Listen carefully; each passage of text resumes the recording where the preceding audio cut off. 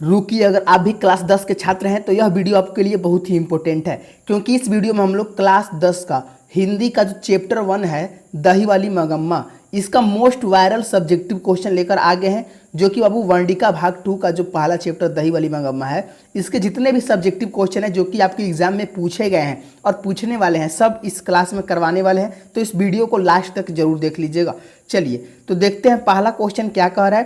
कह रहा है कि मगम्मा अपने बेटे बहू से अलग क्यों हो गई थी, बताइए। देखिए 2023 में आया हुआ प्रश्न है, तो आप लोग सारे बच्चे एक बार कमेंट करिए तो कि जो मगम्मा है बाबू वो अपने बेटे से और बहू से अलग क्यों हो गई थी। तो चलिए इसका उत्तर अच्छे से समझते हैं और बाबू इसको याद कर लीजिएगा। देखिए उत्तर कह रहा है कि मगम्मा की बहू नजम्मा अपने बेटे को खूब पीटती थी। इसी बात पर सास बहू में अक्सर झगड़ा होने लगा। जब मगम्मा ने अपने बेटे से शिकायत की तब उसने अपनी पत्नी की ही पक्ष ले लिया। इस रोज रोज की कलह से बचने के लिए मगम्मा ने अलग रहने लगी।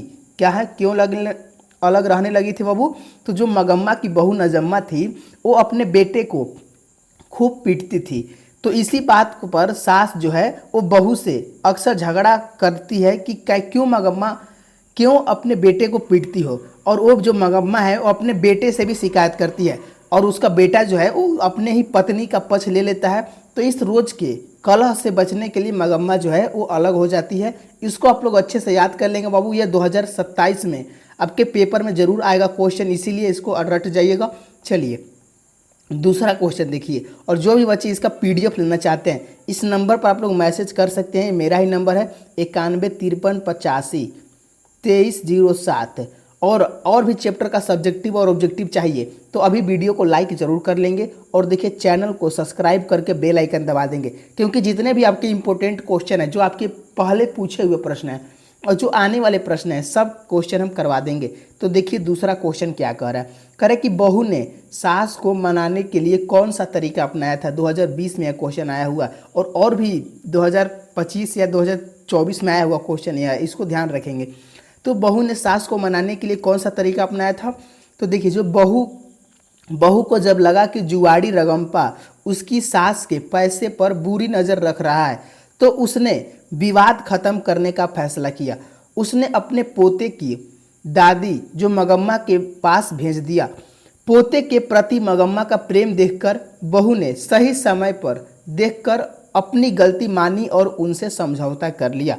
आप लोग इसको जरूर याद कर लेंगे। चलिए एक बार इसको हम फिर से समझा देते हैं कि जो बहू को जब लगा कि जो जुआड़ी रगम्पा है उसकी सास का पैसा पर बुरी नज़र रख रहा है तो उसने विवाद खत्म करने का फैसला किया और अपने पोते को दादी के पास भेज दिए। और पोते के प्रति मगम्मा का प्रेम देखकर बहू ने सही समय देखकर अपनी गलती मानी और उससे समझौता कर लिया। ये सब बाबू क्वेश्चन अपने से लिख कर लाए हुए हैं, अपने भाषा में लिखे हुए हैं, आप लोग भी अपने भाषा में लिख सकते हैं। तो आप लोग इसको अगर अच्छे से लिख देंगे ना तो आपका नंबर नहीं कटेगा, तो ध्यान रखेंगे। तीसरा क्वेश्चन कर रहा है कि मगम्मा का अपनी बहू के साथ किस बात को लेकर विवाद था। देखिए यह भी 2020 में आया हुआ प्रश्न है। तो मगम्मा का अपनी बहू के साथ किस बात का लेकर विवाद था। तो जो मगम्मा का बहू है, जो मगम्मा की बहू अपनी बहू नजम्मा के साथ पोते को पिटाई को लेकर विवाद था। किसके लिए बाबू? तो पिटाई को लेकर विवाद था। मगम्मा ने बहू को पोते को पीटने पर राक्षसी कह दिया, जिस पर बहू गुस्सा हो गई और बात इतनी बढ़ी कि बहू ने मगम्मा के बर्तन भाड़े अलग कर दिए। यही कारण था बाबू, इसको आप लोग याद कर लेंगे। चलिए चौथा क्वेश्चन देखिए क्या कह रहा है। कह रहा है कि रगम्पा कौन था और वह मगम्मा से क्या चाहता था। मोस्ट VVI क्वेश्चन है, इसको आप लोग स्टार डालीजिए, इसको आप लोग जरूर याद कर लेंगे। देखिए 2015, 2019, 2027, 2025 में पूछा हुआ है, 2023 में भी यह क्वेश्चन आया हुआ, तो इसको जरूर याद कर लेंगे।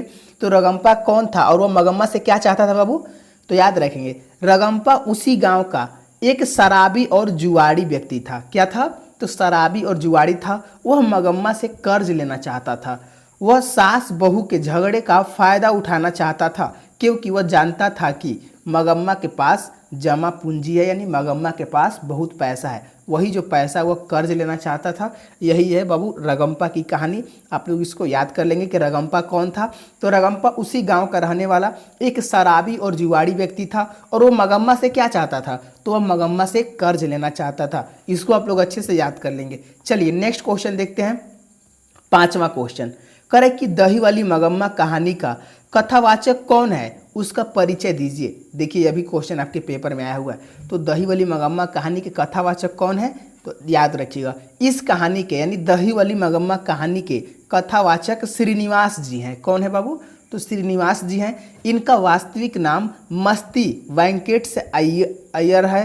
इनका जन्म 6 जून 1891 ईस्वी को कोलार के कर्नाटक में हुआ था। कहाँ, तो कोलार कर्नाटक में कोलार गांव है, वहीं पर हुआ था।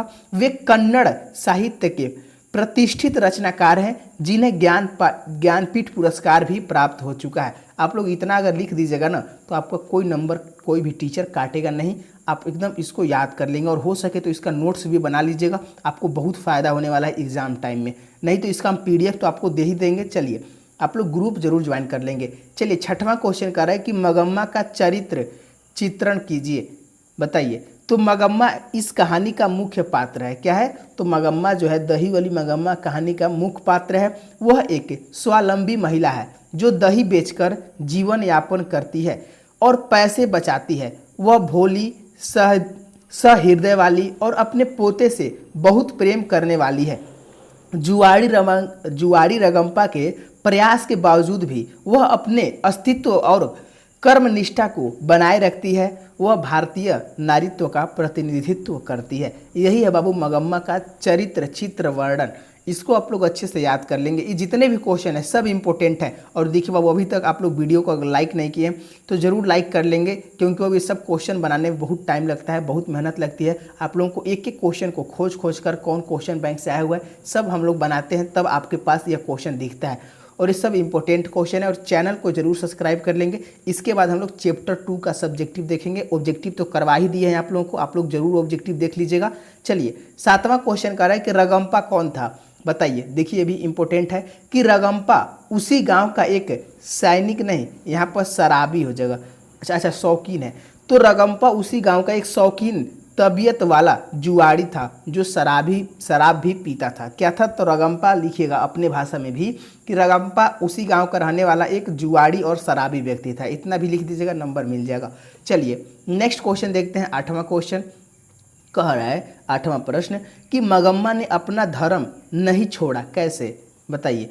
तो देखिए मगम्मा ने अपना धर्म नहीं छोड़ा क्योंकि जब जुआड़ी रगम्पा ने उसका हाथ पकड़ा और पैसे मांगते हुए उसे बहकाने की कोशिश की, तब भी वह उसके चंगुल में नहीं फंसी और वहां से भाग निकली। इस तरह उसने अपनी ईमानदारी और चरित्र की रक्षा की थी। इसको भी आप लोग जरूर याद कर लेंगे।